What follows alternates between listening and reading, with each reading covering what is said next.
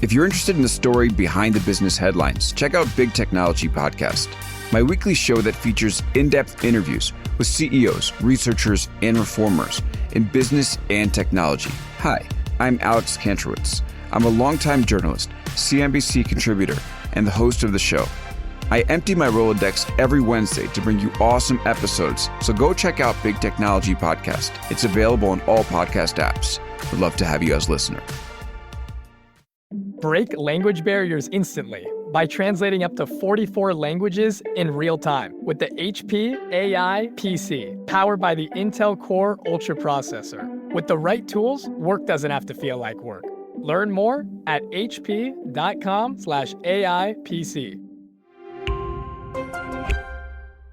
Hello, my friends, and welcome to another exciting episode of Negotiate Anything.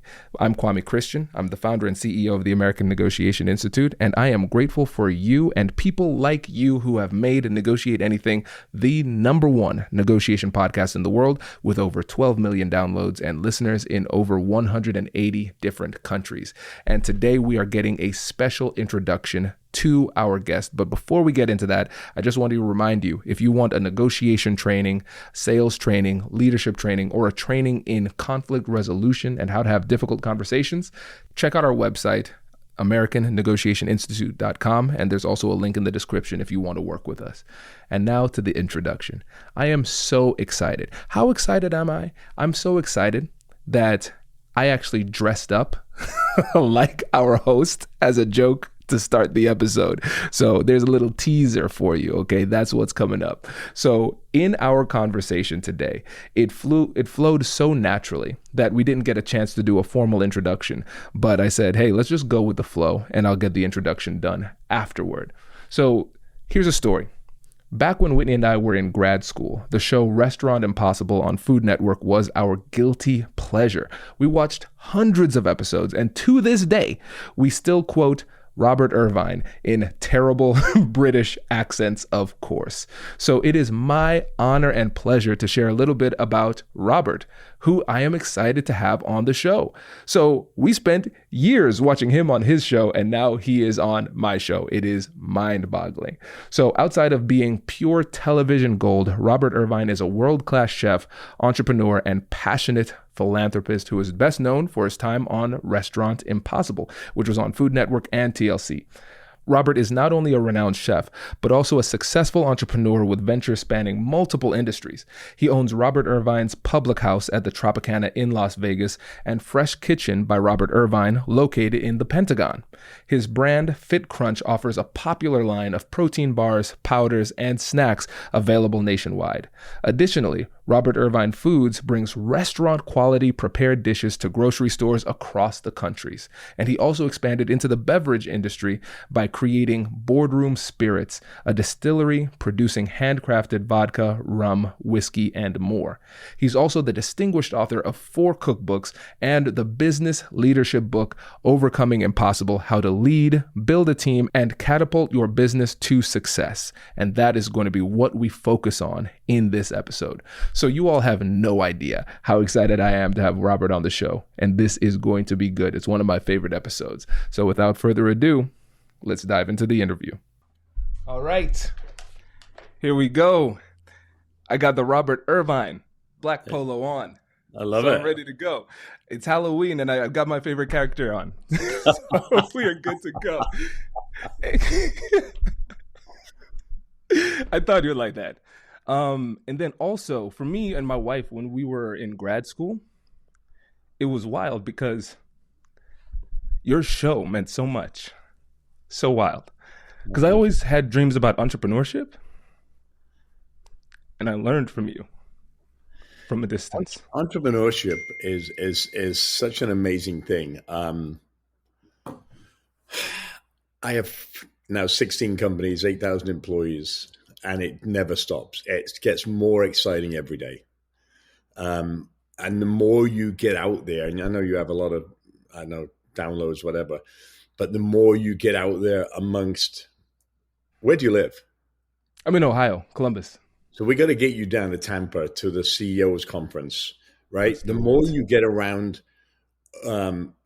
these kind of people that are multi-billionaire people, you're the type of person that they hire to solve problems.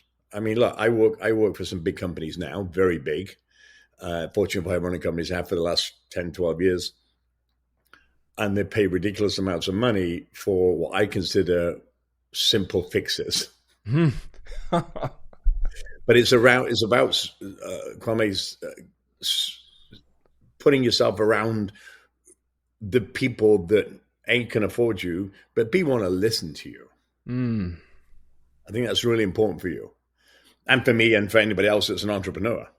Yes. And I and it's took me a while to figure that out, but I finally got a blueprint for it. So, well, let's talk about the blueprint, Robert, because you've had so much success from back in England when you were in the military to being a chef and then having this celebrity career plus all of these businesses. But you've been able to find success in each and every realm.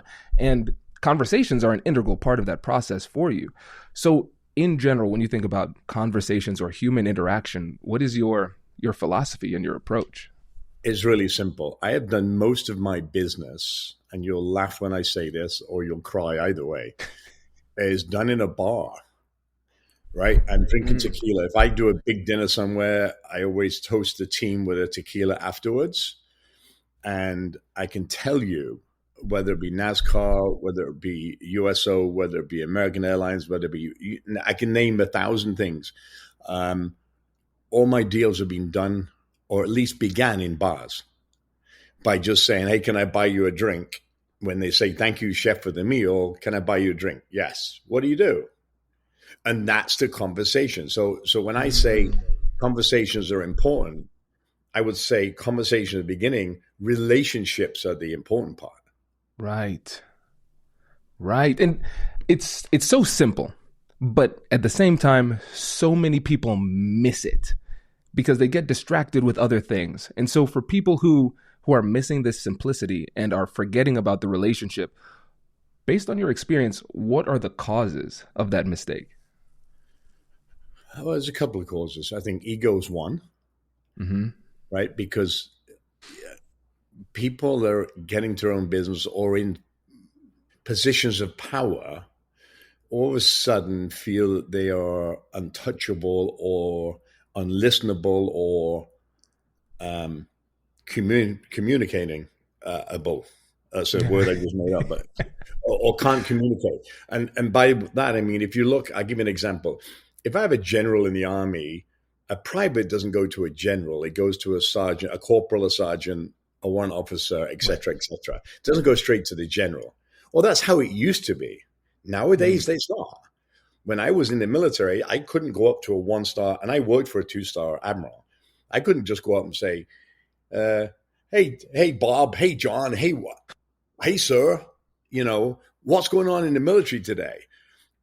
And today's military, you can do that, which is kind of a real 360 from where I grew up in. So I was always yes, sir, no, sir in the military. But when I came out, it was still yes, sir, no, sir. But then I would ask another question and say, or not another question, a question and say, why do you do it this way? Without being disrespectful, because that then garners a conversation. Right. Then when I got out of the military, it was, oh, can I buy you a cup of coffee or a drink and tell me what you do? What's the biggest problem? What's your biggest headache? Why is that? And the questions, and if you look at my shows, there's only 5 questions I ask in rapid succession. And it's based on their business. Why did you get into it? Number 1. What were your visions? Number 2, when you got into the business. Was your wife included in that decision? Or did you make it on your own? Were your children consulted? And where are you now? Wow. Oh, that's fascinating. That's really fascinating. I'll tell you why that's important, Kwame. It's because we as men in a what I consider up until recently, by the way, I'll say that, a male-dominated business world. That's changed dramatically over the last 10 years. I'd say more so over the last 5. Now we've got female CEOs, which is amazing because women are way smarter than men, believe me. Really, I'm not kidding. And I'm not just saying that for you. I really believe that women are emotional, but they're really smart. And I'll give you an example in a second. But the reason I ask these questions, even on the show, is because by the time I've asked the first question and you're answering the first question, I've already got to the fifth question. So by the time you're answering me, now you're confused at what I ask you and you're telling me the truth. It's an old interrogation technique they used in the military many, many years ago.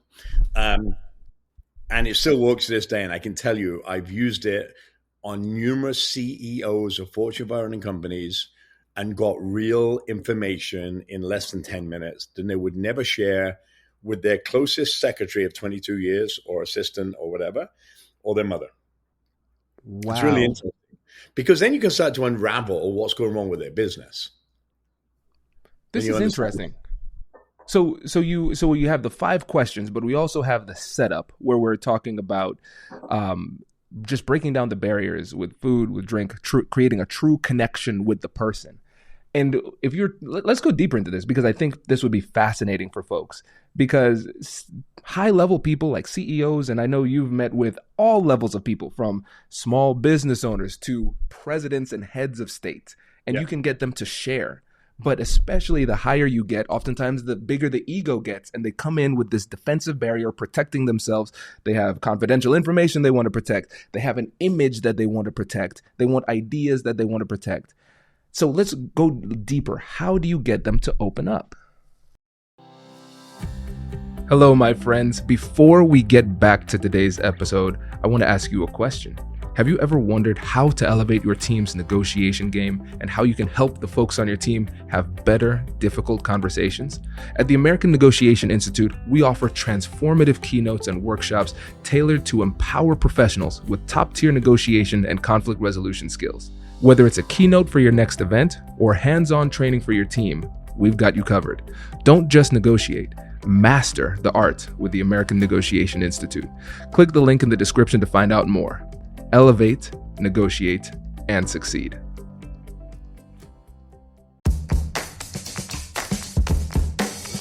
Hey you, I'm Andrew Seaman. Do you want a new job? Or do you want to move forward in your career? Well, you should listen to my weekly show called Get Hired with Andrew Seaman. We talk about it all, and it's waiting for you, yes you, wherever you get your podcasts. Introducing the HP AI PC, your powerful AI assistant. Easily search through personal files, gain valuable insights, and make smarter, more informed business decisions. Unlock the future of work today with the HP AI PC, powered by the Intel Core Ultra processor. With the right tools, work doesn't have to feel like work. Learn more at hp.com/AIPC.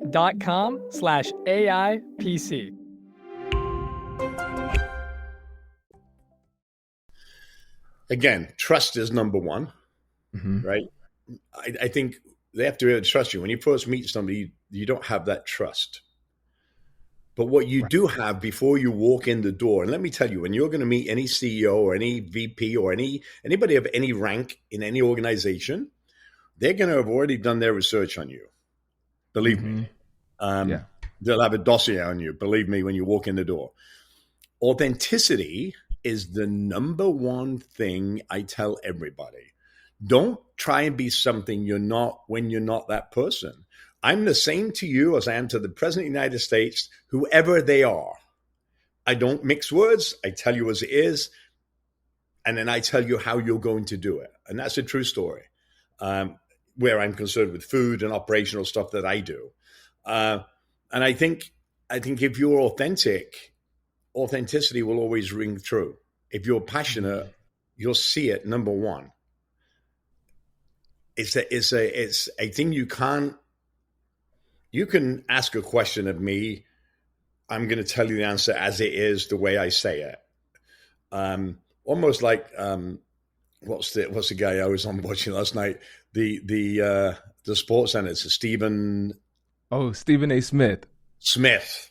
Yes, I was watching him last night, and I was so He's not a guy that I've ever watched before. He's not a guy that I'm not a sports guy, so I would never watch him. But he was on a political show last night, and his answers and his questions were very thoughtful. But he was very authentic in his answers when he gave it to the audience, because he didn't know what was coming. And automatically I was drawn to him because of his authenticity. When somebody tried to put words in his mouth, he said, no, stop. This is exactly what I said and how I said it. And I think CEO of Walmart or whatever, and I walk in, he knows who I am, A, from a TV show, B, because I sell a lot of business, do a lot of business with him. But B, he knows that on a Saturday when he invites me to a Saturday morning meeting with 2,000 of his closest associates, I'm not going to change. I'm Robert Irvine. I'm the same. And I give you an example. Doug McMillan, when I first met him, the chairman or CEO of Walmart, I'd been on a flight all night. I'd done a live show the night before somewhere else, 5,000 people signing. It was 6 o'clock in the morning. I was dog tired. I jumped in a hotel, showered, changed, got to the Walmart place where I'm speaking, and Patti LaBelle was there. By the way, I didn't even know who she was, and that's a true story. That's how, how I am. And a guy came up and he said, oh, Robert, thanks so much for coming. You had a pair of jeans and a T-shirt on. I said, oh, nice to meet you. What's your name and what do you do? He said, oh, I'm Doug McMillan. I'm the CEO of Walmart. And my team just cringed. He just laughed and I said, that's a good gig if you can get it, huh? And that broke the ice completely. And from that day forward, we've been friends ever since. So, I think that authenticity piece is just be real. Don't put airs and graces and brag and all that kind of stuff that people tend to do when you don't need to impress anybody. You're there already because they want you there for a reason. They're already impressed with you. Otherwise they wouldn't invite you there. Yeah. So you don't need to all that stuff. You're right. And it's so funny because at the end of the day, you think back to when we were kids, what do our parents tell us? Hey, be yourself, and be trustworthy, someone who's worthy of being trusted. It's hard nowadays to do that because of social media and trying to keep up with the Joneses. And look, I've been there, done that. It doesn't work. Early in my career, I thought once I made TV, I was the biggest guy on the planet, right? And then you realize that he's just this little guy on a TV show, then days, that really people can't tune into, will or won't listen to you. Now it's very different because you're in 170 countries, 1 billion viewers, a business, entrepreneurship, people that want to get better. And I don't think I've changed since, maybe a little softer now because I listen a little bit more, but I used to go in and just railroad. I don't care what your feelings are. And that's why I said when I told you about the 5 things I ask now, they're really important because what's the word I would use? Empathetic leadership. Mm-hmm. Understanding that, maybe your mom has autism or your mom fell down the steps and you come into work and you got having a bad day because your family's had a bad day and you're somewhere else. I need to know that your son or daughter's autistic. And I'm going to say to you, hey, Kwame, you know what? Go home. I've got you. Take what time you need. Go and do your thing. I'm still going to pay you. Just take care of your business first. What does that do? Number one, it tells them that I care about them. Number two, they come back and out of this world because you have taken care of them and their family. They're going to be the best associate, employee, friend, whatever you want to call that on the planet. I'll give you an example of that. I go to a coffee shop, Wawa, in Tampa, Florida, and I was making coffee one day. And I said to the girl, how are you doing today? And she said, doing great, thank you. I said, well, how long you work with Wawa? And she said, 4 months. And she told me the whole life story, literally. Divorce, 4 kids, worked at another coffee shop. I won't say who it is. But when she came to Wawa at Christmas, she had no money for presents, no money for kids, couldn't pay bills. Her manager at Wawa found out, called the corporate office. The corporate office bought everything on her wish list for her kids, paid her bills, and she'd be a lifelong employee of Wawa because of that. And I think that's what empathy and empathetic leadership is.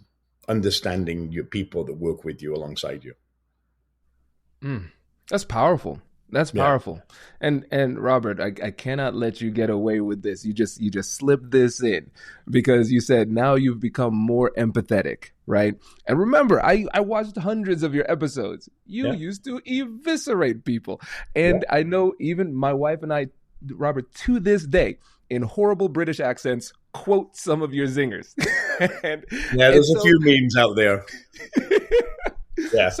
So think about the success you've already had in your career, right? You from the outside looking in, you have everything. You have the books, you have the businesses, you have the TV show.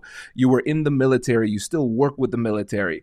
And yet, deep into your career, you made this shift to become more empathetic. What changed for you? And how did you go about making that change? I think for me, it was an episode I did, and my daughter was 16 at that time. She's 24 now, so 8 years ago, 10 years. Yeah, it was longer than that, 10 years ago. And there was a young man that was 300 pound, autistic, in a wheelchair, very rare disease, gonna die. And I went in there like a whirlwind because we only have 48 hours and it's real. It's no BS. It's just get in there, see it, measure it, figure it out and fix it. And it's so funny because LJ was his name, and we fixed the restaurant, and I took a door off a closet, or it was a service station, because I don't like doors on service stations. I want to see it clean and all that kind of stuff. And then just before we opened the doors, after 48 hours of real, like, intense work, and I mean really intense, I said to Tom, my builder, I said, that wall doesn't have a picture. I need a picture on that wall. And it's just so people would walk past it and see it, that's all. Yeah. And it had to fit the colors of what I just did the restaurant in. So he went into where we took everything out of, a pod, and he found this picture, and he tacked it up 2 minutes before we opened the door, literally. He said, is this okay? I said, yeah, put it up. Well, we let the owners in, let the son in his wheelchair in. Now he's 300 pound, autistic. He came in they came in the wheelchair, and then all of a sudden he glanced in this service station, saw this picture, and jumped out of his wheelchair and grabbed me and took me to the floor. I mean, literally put me on the floor, and I'm like, what's up? What's going on? What's happening? And over go the crew, and everybody's going nuts because I'm on the floor, and are you okay? And I'm like, yeah, I'm great. What's it? LJ, what's this? And his mum piped up and said, that's the painting that he went on a Make-A-Wish Foundation. He painted that picture, right? So if that's not serendipity, I don't know what is, or God's interaction, because I didn't pick it, Tom did, because it was the colors of the restaurant. So that happened, and then just before, his mom gave me an envelope and just started to cry. And I said, this is unusual. I'm giving you a restaurant and you're giving me an envelope. And she opened it. I said, what is it? I said, I opened it. And I said, what is it? She said, it's my eviction notice to my house. We're being evicted. And at that moment, I'm like, you have a son who I know is dying. I have a restaurant full of people, including my 16-year-old daughter. We are filming, and this is all live. We don't stop and cut and tape and da-da-da. I opened it up and I said, okay, they need $70,000, $80,000, whatever it was. I said,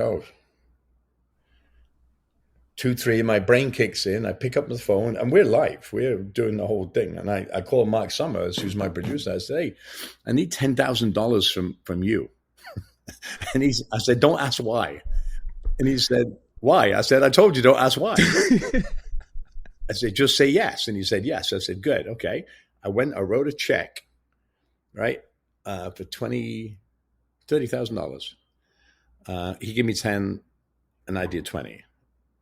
And I said, I'm going to write this check. I'm going to give it to your mortgage company so we can settle everything down, so you don't get thrown out, right, evicted. Then we went on with the show. Then we revealed the restaurant. Then we were, but all this was before. The reveal of the restaurant was really secondary to the pain that this family were going through, right? Restaurant that I've just fixed, but come in like a whirlwind, hammer. A son that's dying. And by the way, LJ died 2 years after that. And he's on every episode of my shows. There's a picture of him. Even in my live shows, which I do in front of live audiences, up to 5,000, he's in my video screens. Because I never want to forget that moment. Because in that moment, I said, hey, here's this check. It's going to it's something like, this check. It's going directly to your mortgage company, so you won't be evicted. The rest we'll figure out afterwards. And we did. And that was a change. And because I said, family is more important than anything. And my daughter came up to me. They were crying. My daughter was crying, and I cried. First time on national television I've ever cried. And I think that was a change of the listening piece. We don't know what these people are going through, or you don't know standing next to someone on a bus or a train what they're going through. You don't know what your employees are going through. And I think that was the change, and I mean change immediate for me. When I saw my daughter crying, their story, then my story, and you can see it. You can watch from that show and the rest of the shows I changed completely. There was a definitive moment in that show. That's incredible. That's so powerful. And it goes back to what you were talking about at the beginning. The human connection. It's crazy. I've always been a God. And when I say God, people go, oh, you're one of them. I'm like, yeah, I'm a God-fearing man. Absolutely I am. I'm faithful to my wife. I do everything there is to do that I'm supposed to do.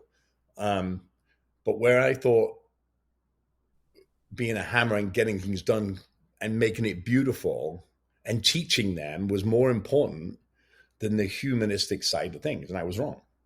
Within that, it never changed. We still had 48 hours, but now I have to condense. So if you imagine I go in at 8 o'clock in the morning, I wouldn't start moving out the equipment, their furniture and whatnot, till 2 in the afternoon, because I really wanted to figure it out. Wow. And then I still have to open the next night at 6 or 7 o'clock in the evening with a full restaurant food turns. So I learned to be really good at it. But it was that moment, I would say, that changed my life. And that was powerful. That was. I'm going to say something that is really weird, but God will only give you as much pressure as you can take and get you ready for the next chapter. And I truly believe that was that moment. Wow. It's first of all, I'm going to go back and find that episode and watch that. I'll find it. I'll send it to you. Okay. Thank you. I appreciate that. And the second thing is too, I think for a lot of folks who are kind of doing business in the traditional way, we're focused on the numbers. It's all about the P&L, the bottom line, all that type of stuff, driving toward that. These stories seem almost fanciful, but your career demonstrates the opposite because you've become more empathetic and more successful at the same time.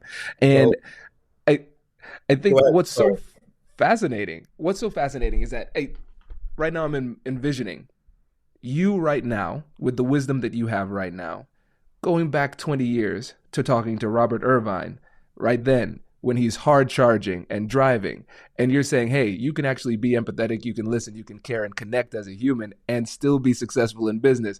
How would you go back and try to convince yourself back then that it can be done?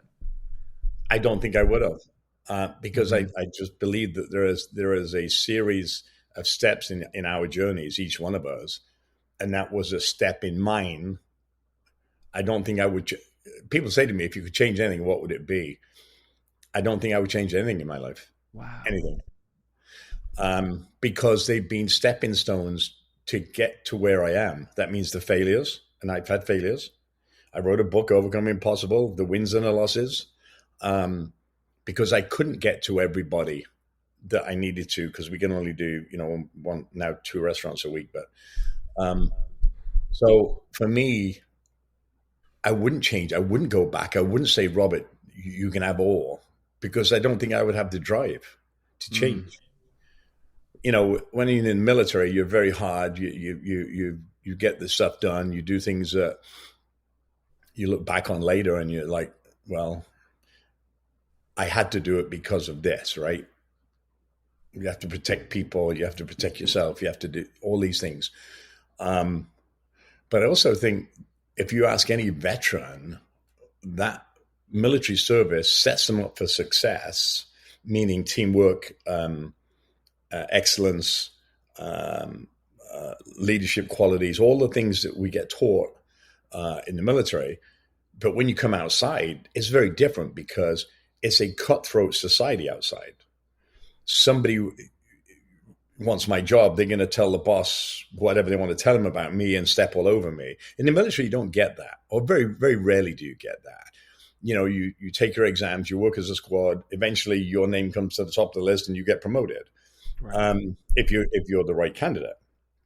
In the outside world, it's not like that, and you have to surround yourself. And this is what I said earlier: connections are more important than conversations. Conversations start it, but this week is Buddy Week, Veterans Association Buddy Week, right? And what does that mean?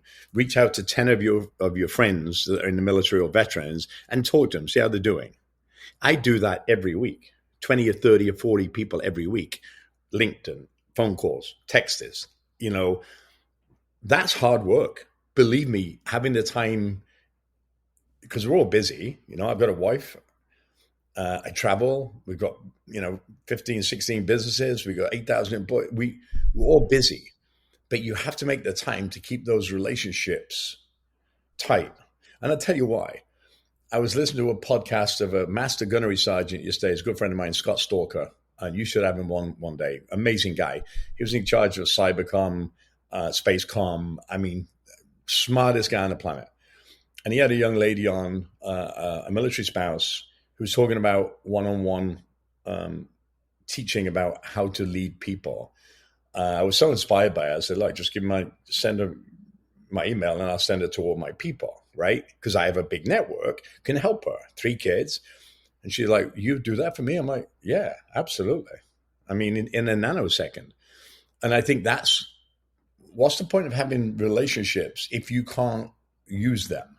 Now, that doesn't mean get jobs. That means introduce you, get you talking, and then you have to sell yourself and what you sell, what your product is, or what your service is. But I think the bigger network you have, the more fun it is, because we do a lot of stuff, but we put people together in a room, every couple of weeks and just let them network and see who can do what for who and why. And it's just great to see the responses of people just saying, hey, this guy introduced me. I got my first job. Isn't this great?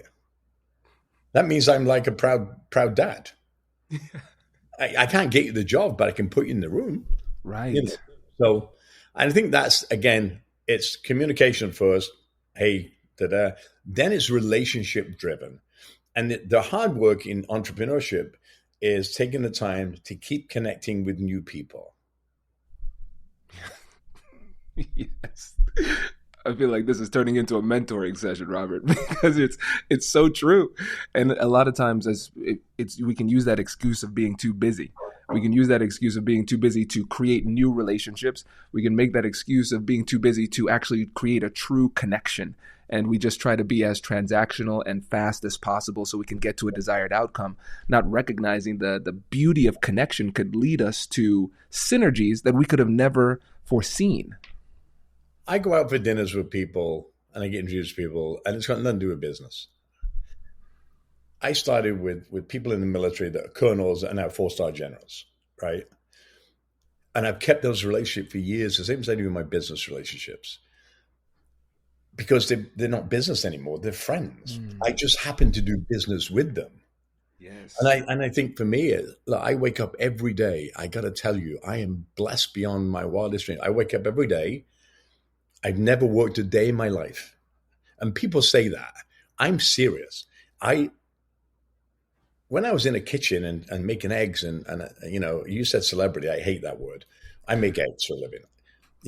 There are better chefs out there than me. My 2 corporate chefs, one's been with me 30 years, one 15 years or 12 years, 4 seasons, 20 years. They're way better chefs than I'll ever be, ever. But if you say to me, oh, we're going to feed 30,000 people in the middle of Afghanistan and we have no food, no equipment, and you got to figure it out, but you've got 8 hours to get it done, guess what? I'll do it. I don't care. We'll figure it out. And that's been my whole, I built a career on the impossible. I don't believe in the word impossible. I believe if you have people, and this is where the entrepreneurship comes in and your friendships and the communication comes in, you hire people for your team that are smarter than you and allow them to do their job. Meaning, I can say all I want. I write the checks. This is a cup. Somebody will say, no, it's a plane. And I say, well, what are you talking about? It's a cup. Well, it could be a plane if we did this, this, and this. And that's how I run my companies. Each has a CEO, CMO, CFO. They all report up to a 36-year-old young man who is amazing, who used to make my tea and coffee on a TV show 16 years ago. Now he runs all my companies and me. Unreal. So you have to be able, again, that ego piece, to listen. And I'm going to go back to a thing I said a minute ago when I said women are way smarter than men. I've only hired 8,000 people in my whole career, in my businesses, not in my whole career. 3 of them I hired from the Army, CW5s. And my wife said to me, so basically, the team gets to talk to them first for an hour, and my last one is my wife. And my wife said, oh, I don't think they're going to be good for you. I don't think they're going to be good for you. And I said, yeah, they are. I hired them. $3 million later, 2 years, lost, by the way. I had to go to her and I said, you know what, I'm going to fire these 3 people. And she said, I told you. And I said, I will never doubt you ever again. I fired them. The business went through the roof. And that's my practice. I never go against what my wife says. Because she has it. Women are intuitive of people that are going to protect you and be with you and work with you. And all the rest of it just falls into place if you hire the right people. This is brilliant. And Robert, I think well over 50% of my team is comprised of women, and they will love this part of the show. And I will make sure that they never see it because their egos are too inflamed. You make sure they see it. I'm going to go online and tell them. No, you're so right. You're so right. And I see it so many times. I don't understand. I don't fully understand it, but it goes to what you're saying. It's the intuition. And I'm learning to trust it a lot more. And I think that's the benefit of diversity as well. Yeah. Different people, different backgrounds, different perspectives, and we all help each other in different types of ways. And then the business advances because of it. And I only wish our country was like that, right? Instead of being so divisive, and I don't get into politics, never will, never have. If people could understand somebody's going to win, somebody's going to lose, and we have to come together, whoever it is, no matter what it is, to work across, right? But our job should be to make sure that we can help those less fortunate, the people that are not getting the healthcare, that are not getting the financial aid they need, not getting the schooling they need, not getting the healthcare they need. That is what I look at in my daily life, not just for the country, for all my people. Right. That's what I believe in. That's what the foundation is about. That's something that I don't think you can be taught that. I think that comes from your parents, from when you're a kid. Both my girls, one's almost a doctor, one's almost a criminal lawyer. She's already a lawyer, but a criminal lawyer, 22 and 24. And I love what they do, which is helping people. Your whole life is meant to be about helping them progress into that next level of whatever that is they want to do. With my chef's the same. I just told you, Justin, my CEO, was making my tea and coffee. At 21 years old, he came to work for me. He's now 36, almost 37. I don't know any other 37-year-old that makes as much as he unless you're in Silicon Valley. Right. But he put in the work. He was in a hallway making 100 cold calls a day in between doing a TV show. So work is the work ethic, the attitude, and all those other things, the conversations and the relationships. And something I learned from him, when somebody gives them a business card, or they don't even do that, and now they touch phones and it's all, there, right? But they've got an email the minute he gets there. They've got an email to their office the minute he gets there.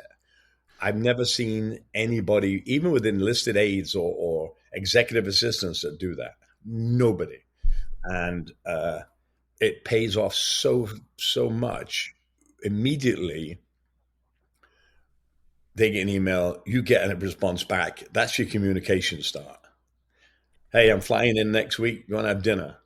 Let's have dinner. Then all of a sudden, it may take a week, a month, a year. But if you nurture those relationships, something big comes out of them.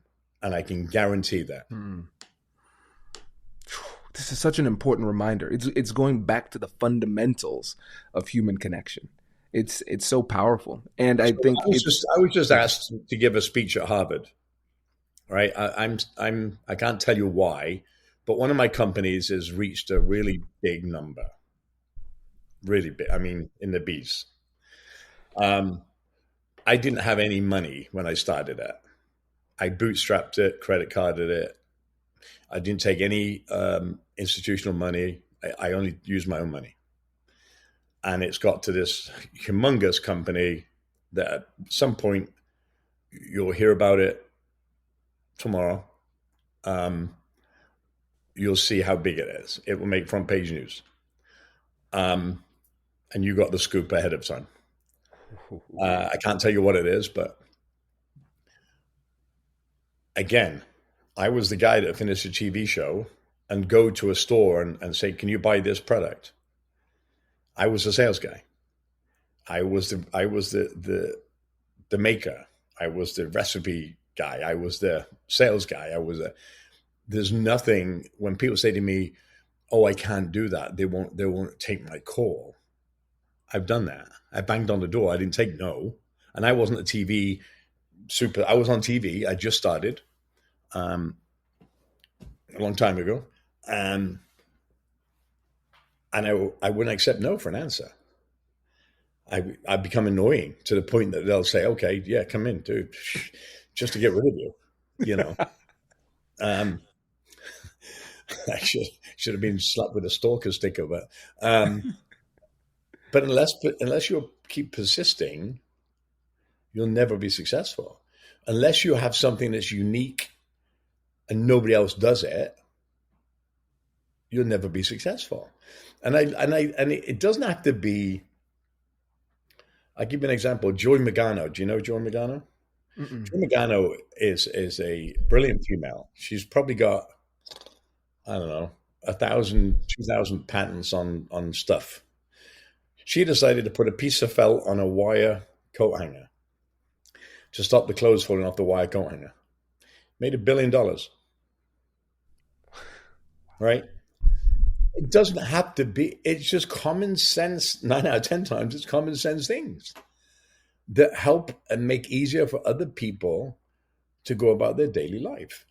Entrepreneurship is about failing, picking yourself up, trying again, getting a unicorn if you can get a unicorn or a win. But if you don't and you fail, you go back to the drawing board and you keep going back and back and back and back until you have that hit. One win deletes 24 L's. Wow. And it doesn't have to be a big win, as long as it's a win, because that gives you the energy to keep going back. And I use Jeff Bezos as a prime example, right? Who would have known 30 years ago that a book, right, would turn into a $202 billion empire? Or Elon Musk, when everybody said he was a nutcase. By the way, they said Henry Ford was a nutcase too, right? And then he puts a rocket in the air 2 weeks ago and catches the rocket booster back in the arms because he had the audacity to try something when everybody told him no. You know, and I think that's my biggest. When people tell me no, it's like red rag to a bull. Really? Okay.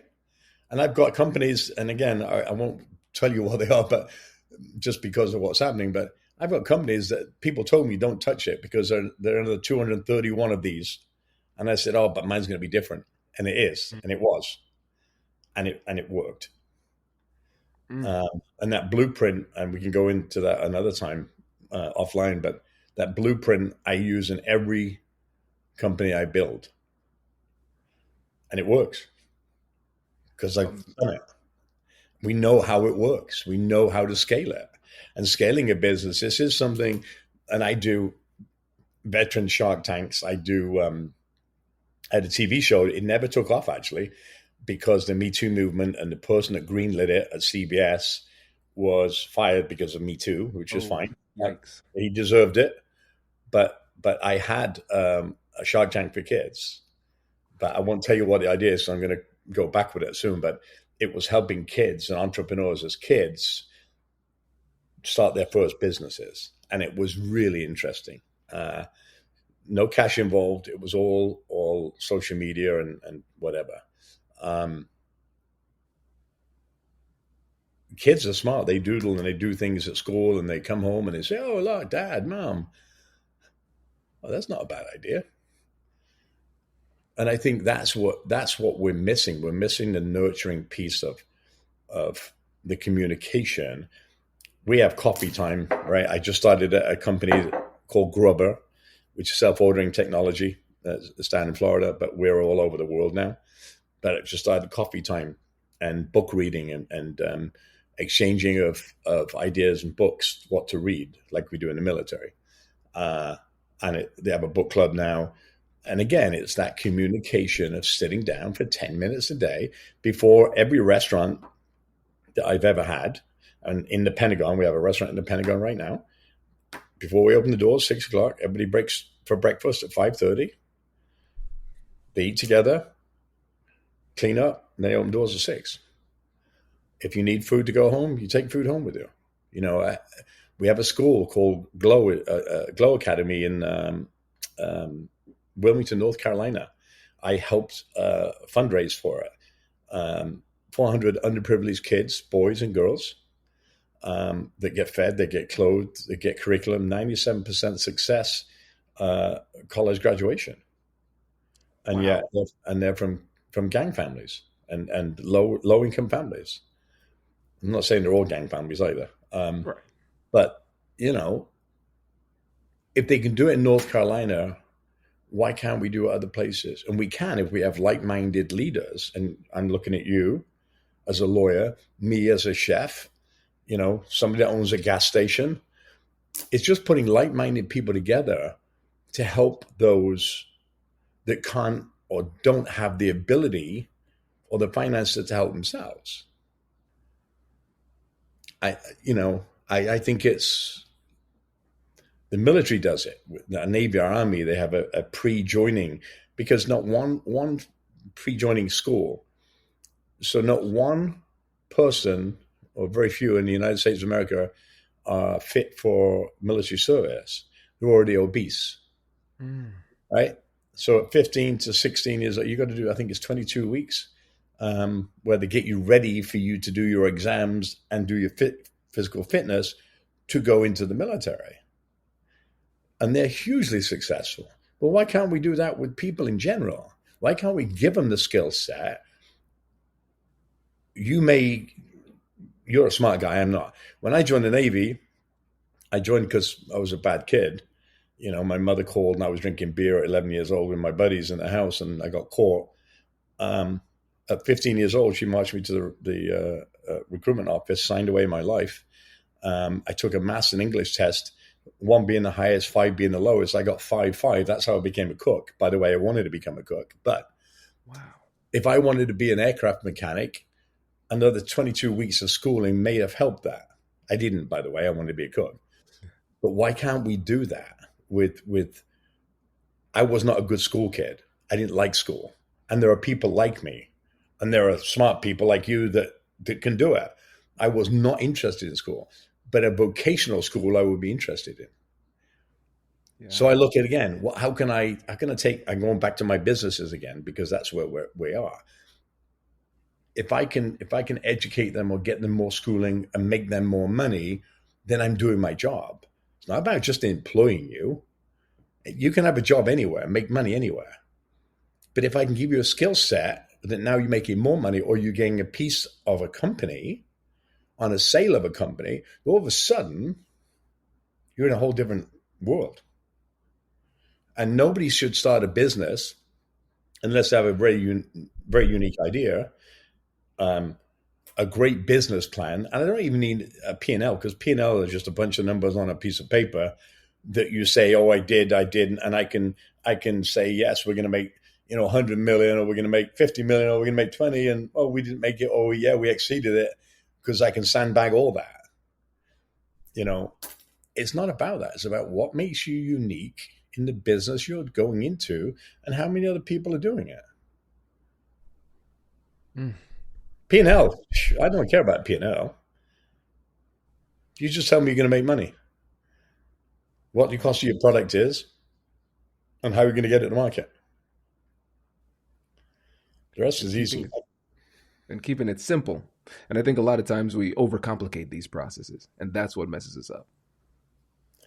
Well, that's why I'm going to Harvard, to give this talk about, with MBAs and all these other folks and CEOs. I didn't go to school for business. I joined the military to cook. Now I have I would say, a pretty big empire. My empire is not big, but it's pretty big. That I love, and it grows every day because the people that I've surrounded myself with take it. Not only do my senior leadership take a piece of the company, by the way, that's a big incentive for me to give them after certain points. It's their business.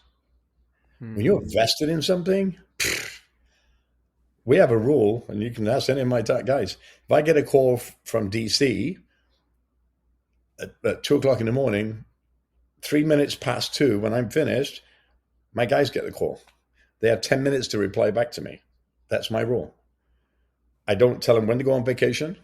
I don't tell them what to do. They know what the vision is, because we give them the vision.